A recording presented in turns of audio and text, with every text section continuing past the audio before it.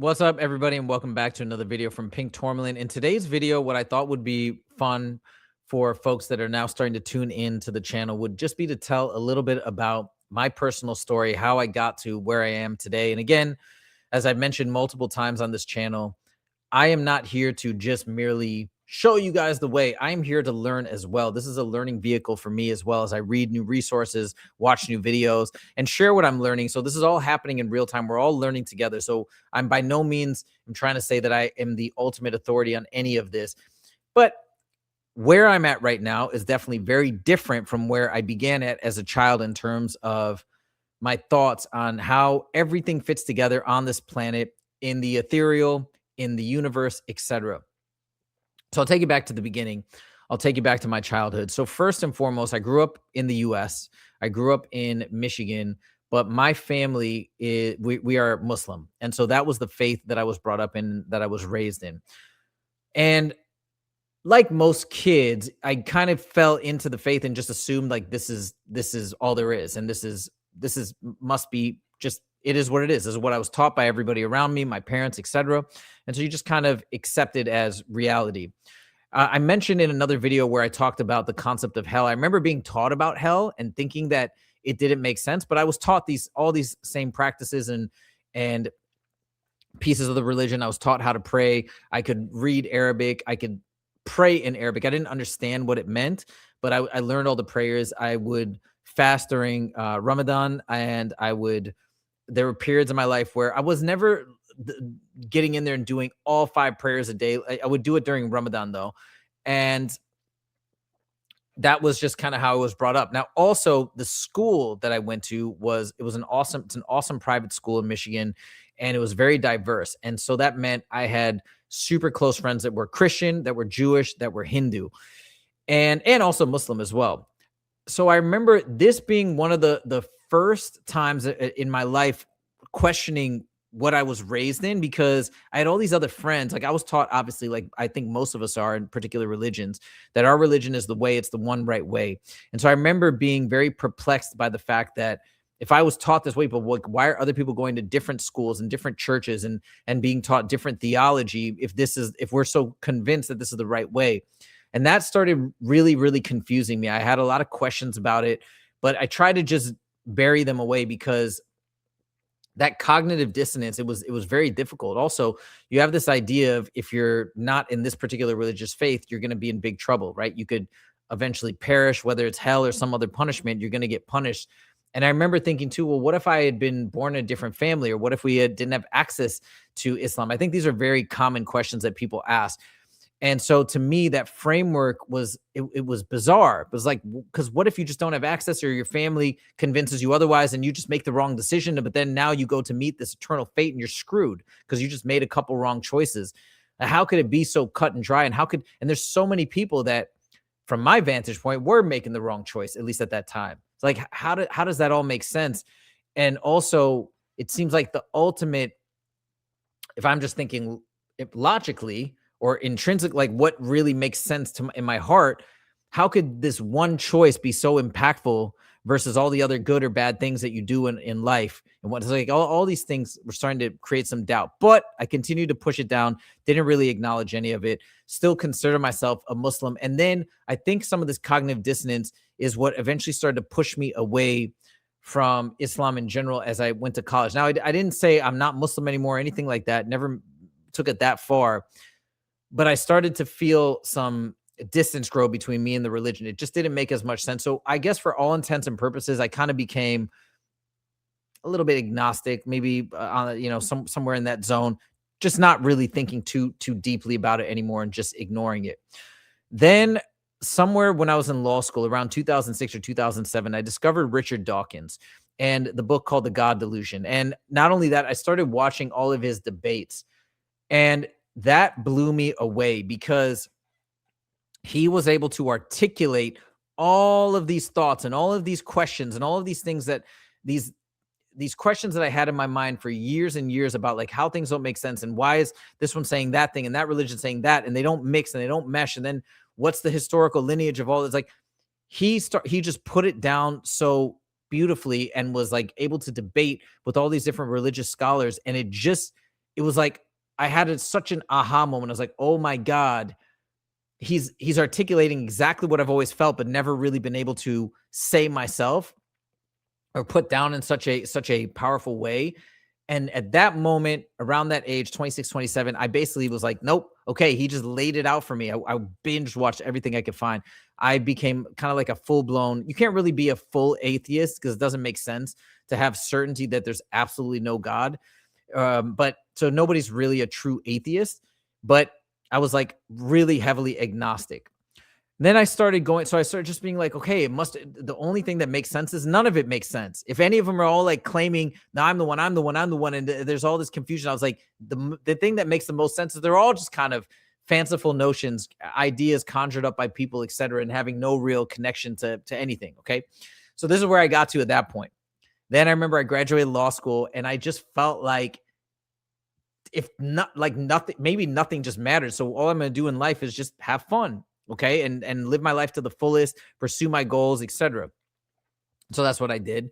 And I lived that way for a while. I remember even having a moment too, I think at like 30 or something, where I just like, okay, well, what's the point of all of this? I'm doing this, I'm working, I'm making money, I'm having fun, I'm going on trips. It's all great. But then that trip ends and then I come back. Like life started feeling really pointless. And I just kept plowing through.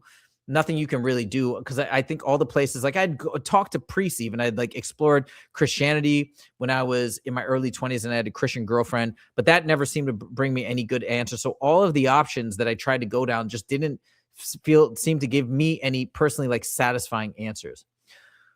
So I was really in this place where I'm like, yeah, maybe we just show up when we're here and everything is it's just go for it and have fun. And then when we die, our energies kind of gets resorbed into the grand scheme of energies. And that's it. We just kind of fade into non-existence. Maybe that was what it's all about.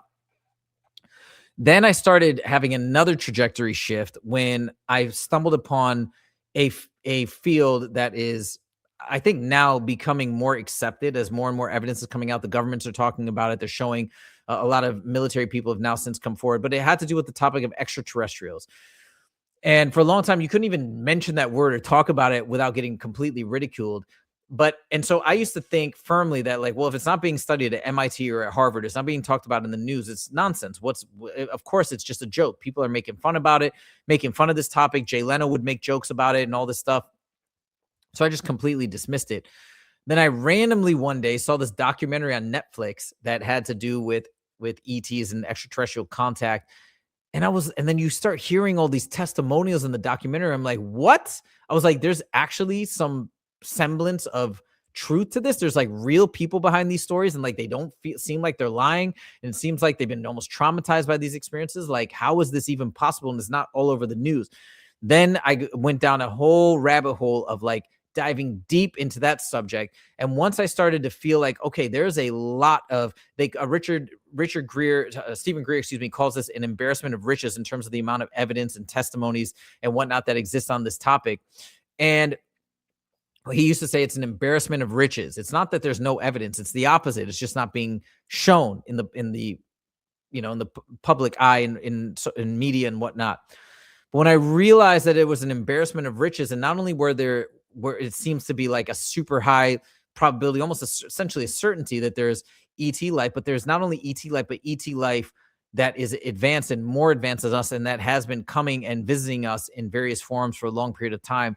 Then I started to think, well, wait, there's got to be something more to this. Like, if we're just a random planet in a random big universe and there's nothing else, maybe it's just total happenstance that we evolved into this thing and we're just kind of experiencing life, and then we zip off into the infinity. And okay, that made a little bit more sense. When we have all these extraterrestrials of advanced civilizations potentially coming here and having this crazy technology to do so, travel faster than the speed of light or go through warp holes or whatever, however they're getting here and they're coming here using all these different technologies, it got me starting to think that there must be something more to life, not just exist, have fun, and disappear.